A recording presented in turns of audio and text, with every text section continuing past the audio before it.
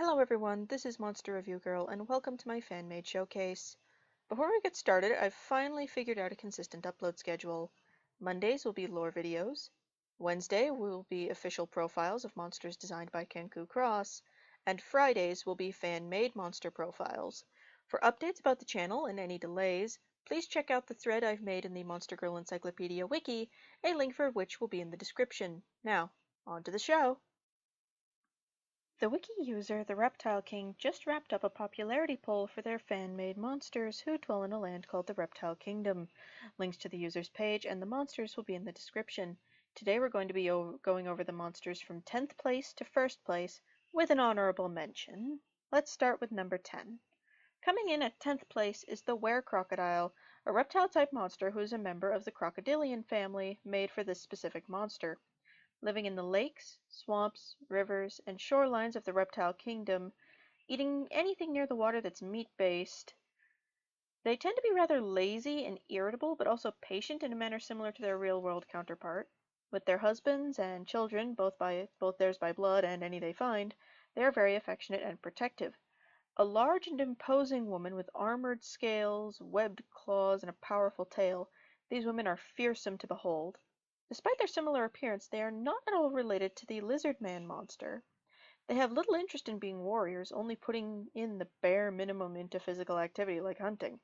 Short-tempered and with little tolerance for fools, they tend to lash out angrily at anything that gets in the way of their basking or gets too close. When they decide to claim a husband, they will follow him around for days, lounging where he can see them to sort of show themselves off, or even dancing in the water, using infrasound to make the water dance with them, an interesting use of the real-world crocodile's courtship practices.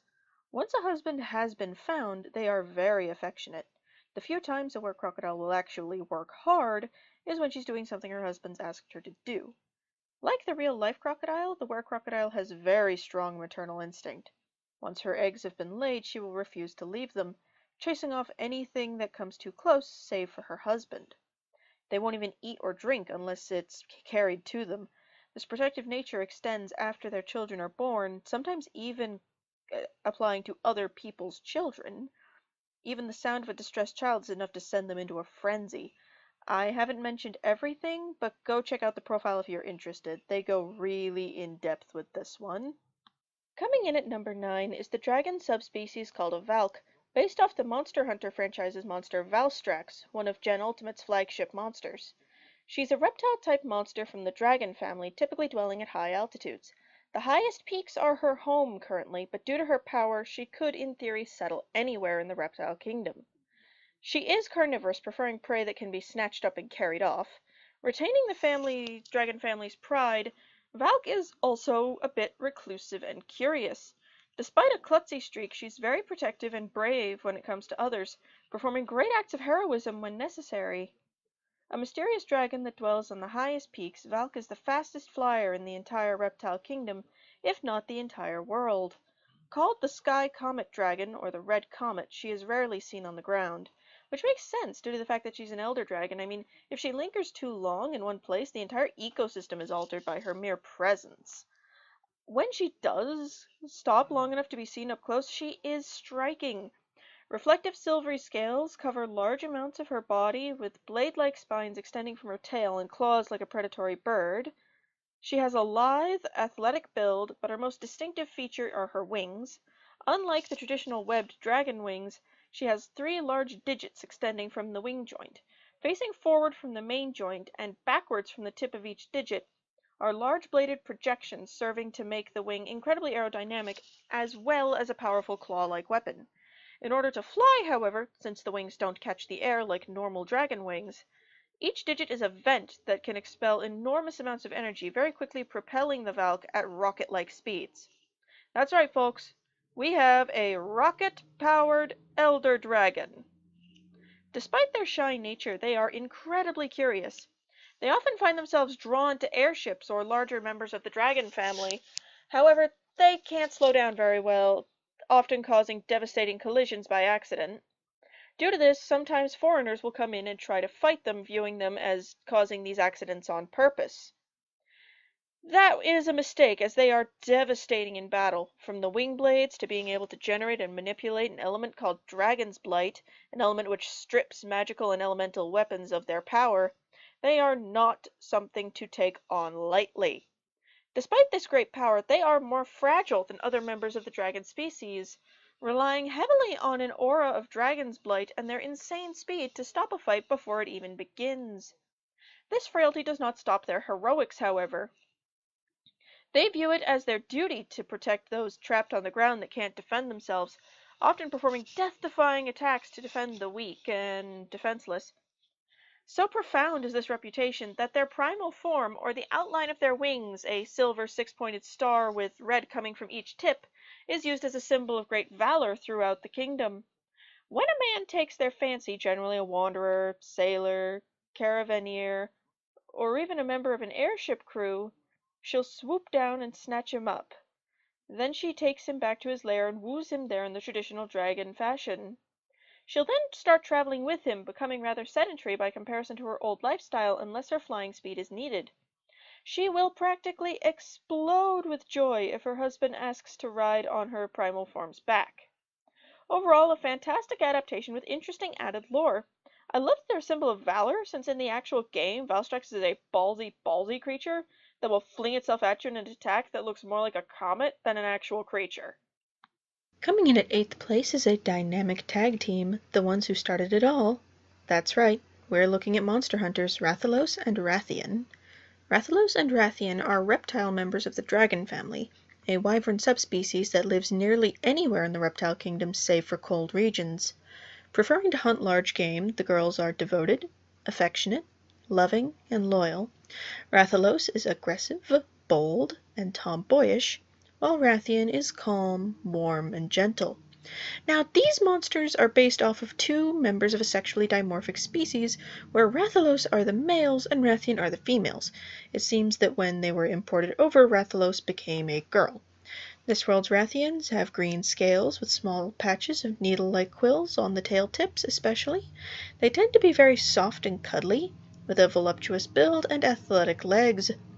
Rathalos, on the other hand, has red scales and thick armor plating. They tend to have a lean, athletic build with a smaller figure and strong wings.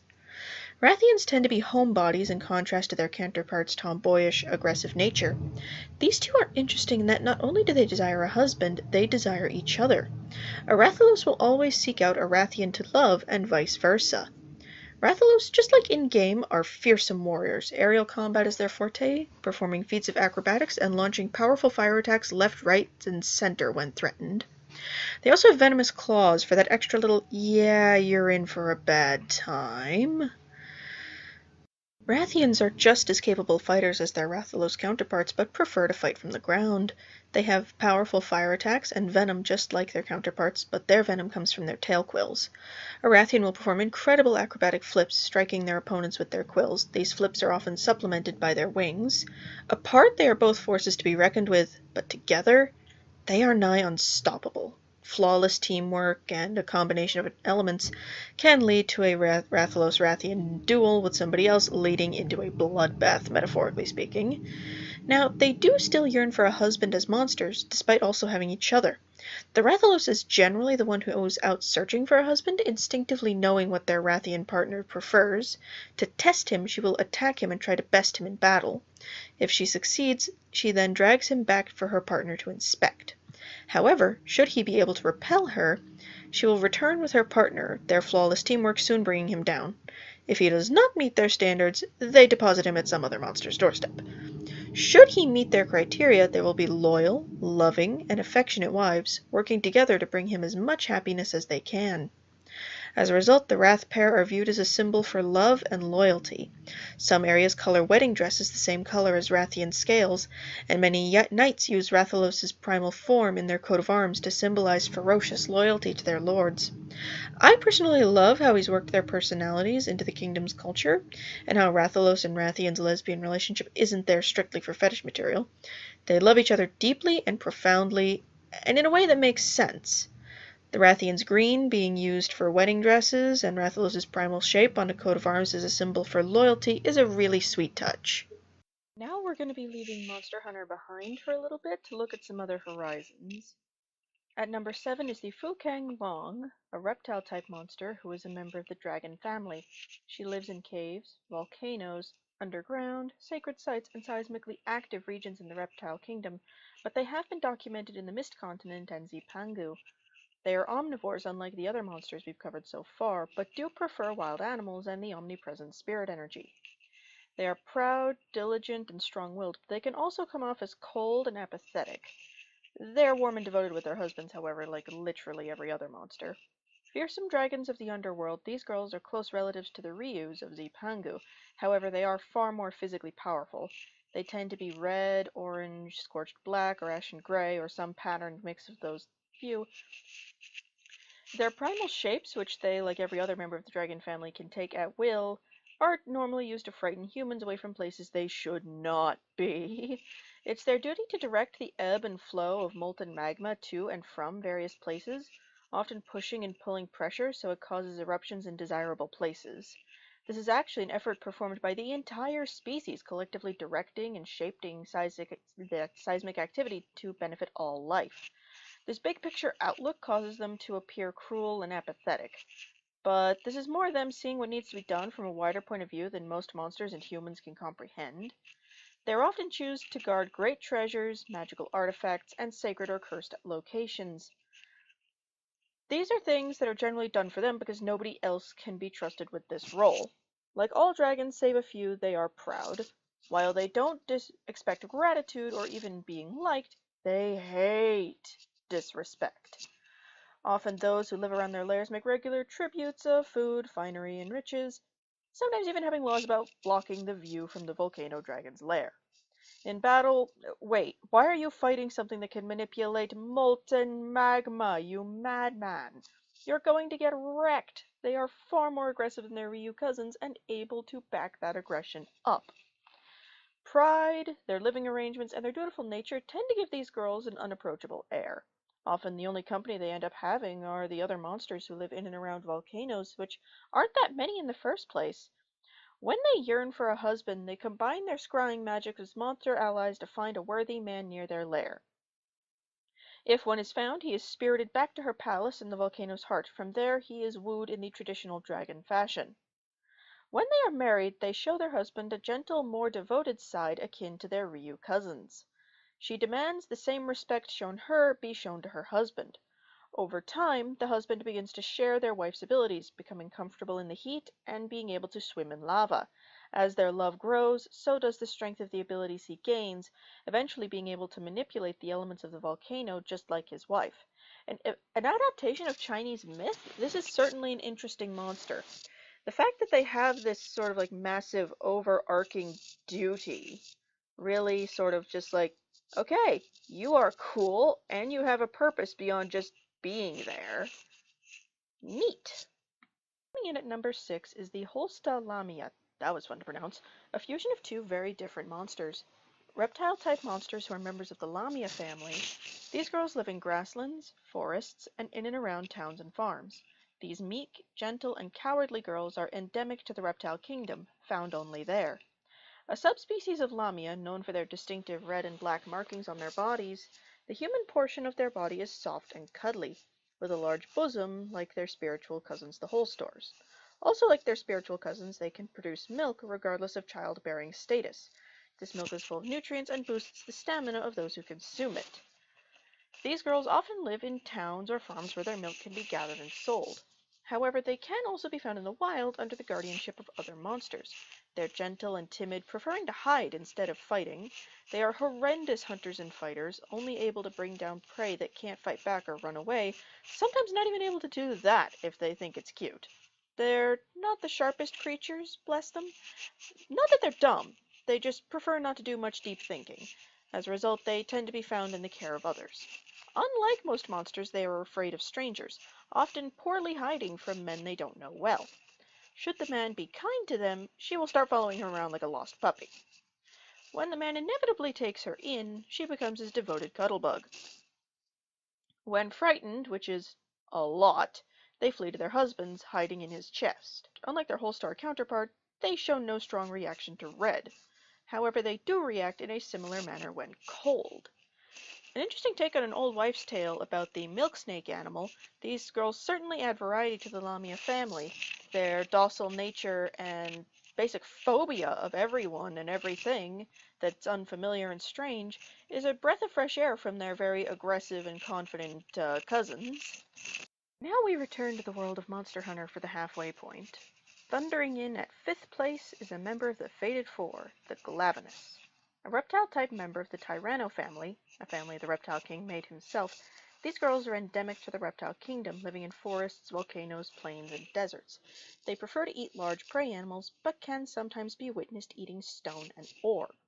These proud girls seem to be the knights and samurai-type warriors of their world. They eat, sleep, and breathe proper conduct and honor. Unlike many warrior monsters, they couldn't care less about the fighting skills of their husband. In fact, they don't seek a husband at all. Instead, they seek a lord. Rank and money are irrelevant for this title. What they care about is character. Only someone who is noble and honorable at heart is acceptable. They also kinda have to have a crush on the guy, but this is subconscious.